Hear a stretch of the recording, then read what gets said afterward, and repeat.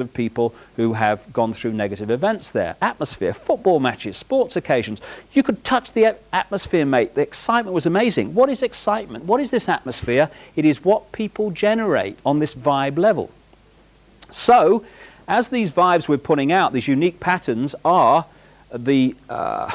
magnetic. They are pulling in constantly other energy fields, which we know better as people, places, ways of life, experiences. In this way, second by second, we are creating as a physical event, physical experience, an exact replica of our subconscious imagination of ourselves in the people, places, ways of life we experience. We are creating our own reality.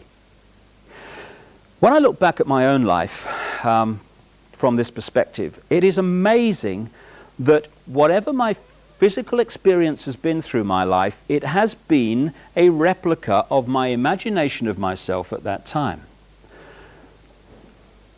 Until relatively recently, I was angry, seriously angry. I didn't know why I was angry, but I was angry. I now kind of looked at it, I realized I was angry about my childhood, angry about my father, but I was angry. My life through that period was a series of angry confrontations. Because even if I was in a bar or in a room and I was kind of physically appeared to be relaxed, got a drink or something, my anger is still going out as a vibe, even though I appear to be quite relaxed at the time. I tell you, anyone who'd had a bad day, I got them. Anyone that was feeling a bit wound up, I got them. I was the person they picked out in the room. And my life was a series of angry confrontations, which created this kind of cycle. I got angry. Felt guilty for getting angry, which made me more frustrated, which made me angrier, which made me have more confrontations, which made me feel guilty, and so it went on, down. And after a while, I thought, hold on a second, do you know there's one common theme between all these angry confrontations?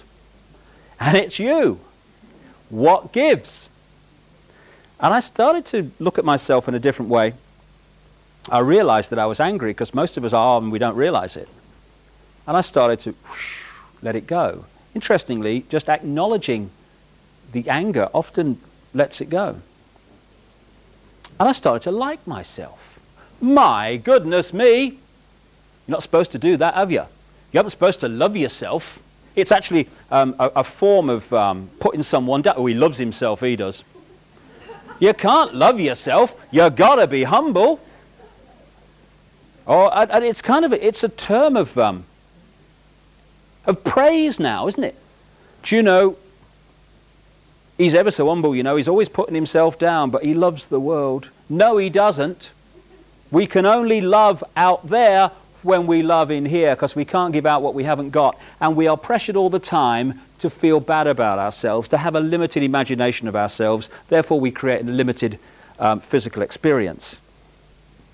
When I started to let this anger go and like myself, love myself, oh my goodness, call the police, my life changed. Because I started to respect my right to be me, and not what other people were insisting that I should be to conform to some mythical right and wrong.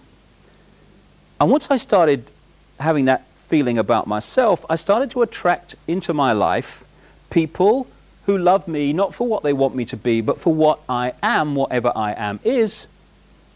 And that's just a reflection of the way I see myself. I am creating a different reality. Friend of mine, lovely, lovely person, and I hardly exaggerate when I say she starts virtually every sentence with the words, "The problem is though." This lady sees life as a problem. Her life is a series of problems. So I said to her, last time I saw her, "What's up?" She said, you don't look too happy." She said, "I'm fed up." She said, "I'm useless, me."